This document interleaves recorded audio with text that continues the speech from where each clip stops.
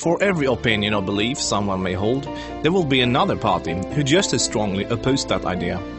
Both sides usually claim to sit with the best arguments, the real facts, and the correct worldview, and ironically, both sides regard the other as being indoctrinated, blind to the obvious and outright stupid.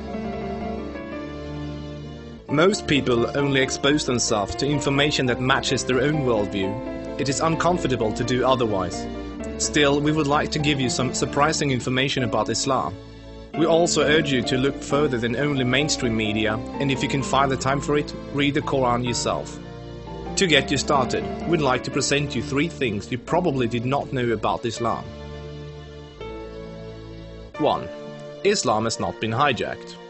That Islam has been hijacked is what non-Muslims naturally assume, because they assume all religions are the same.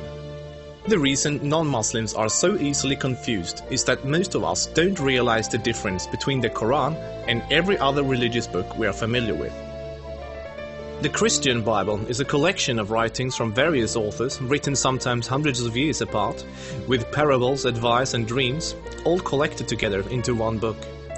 Same with the Jewish Torah.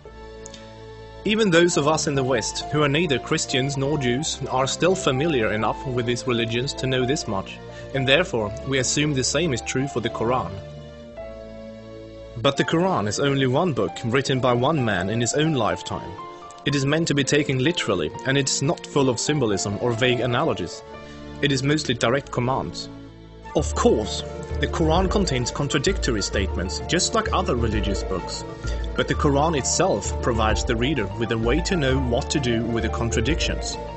It's explained in the Quran that if you have 2 passages that contradict each other, the one written later supersedes the one written earlier. Most Westerners are unaware that the peaceful, tolerant passages were written early in Muhammad's prophetic career. According to the Quran, those passages have been abrogated by later, more violent and less tolerant passages. So, when most Westerners hear jihadists quoting violent passages from the Quran, and then peaceful Muslims quoting peaceful passages, they interpret that the way they would if someone was quoting the Bible or the Torah. They think to themselves, oh, there must be many different and contradictory passages, like there are in other religious books, so Muslims can pick and choose what they like and justify whatever actions they want to take. But the Quran is nothing like that. There is no picking and choosing. It says very explicitly and in no uncertain terms that a Muslim must not alter or ignore any part of its very clear and direct message, or they will burn in a fiery torment forever.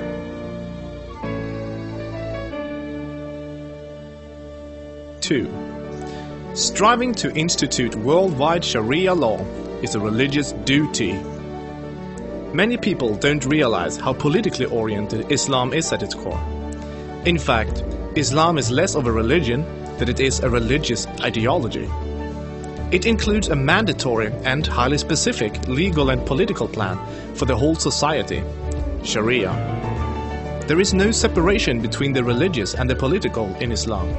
Rather, Islam and Sharia constitute a totalitarian means of ordering society at every level, including ritual worship, transactions and contracts, morals and manners, beliefs and punishments.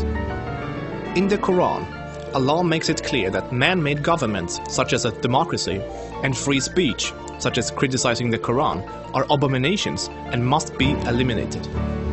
The modern expression creeping Sharia is used to describe the slow, deliberate and methodical advance of Islamic law in non-Muslim countries. Official Sharia courts already operate in the UK, handling cases ranging from divorce and financial disputes to domestic violence. Attempts to introduce Sharia in the legal system in Germany, Sweden and other European countries are ongoing.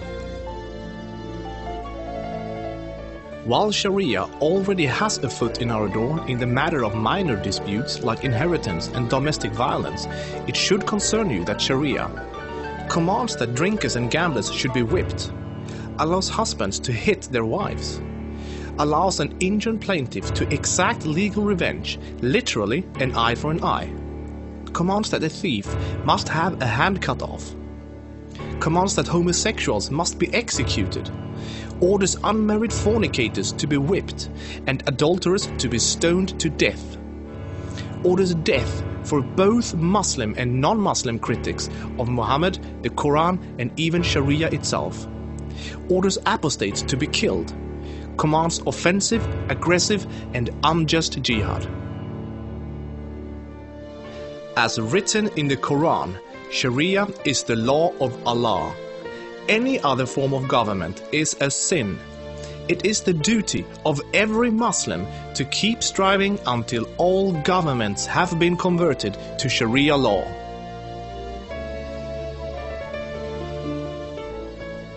Three, Muslims are allowed to deceive non-Muslims if it helps Islam.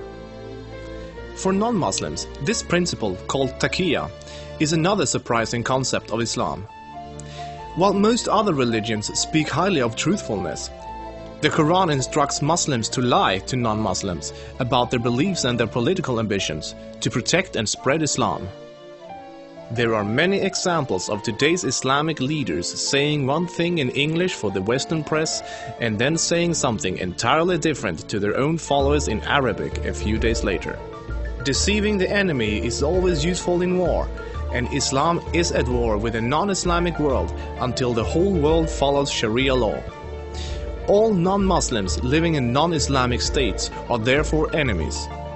So deceiving Westerners is totally acceptable, even encouraged, if it can forward the goals of the spread of Islam.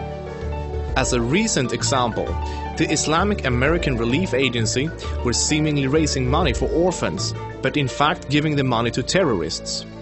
They deceived good-hearted Western infidels into giving money to organizations that were actively killing Western infidels. Do the research yourself, this is not an isolated case.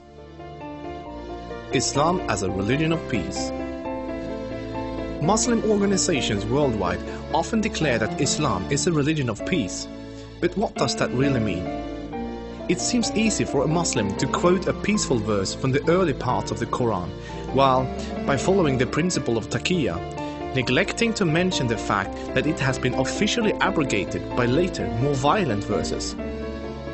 According to the Quran, the world will be at peace only when Islam and Sharia reign in every country, and never until then.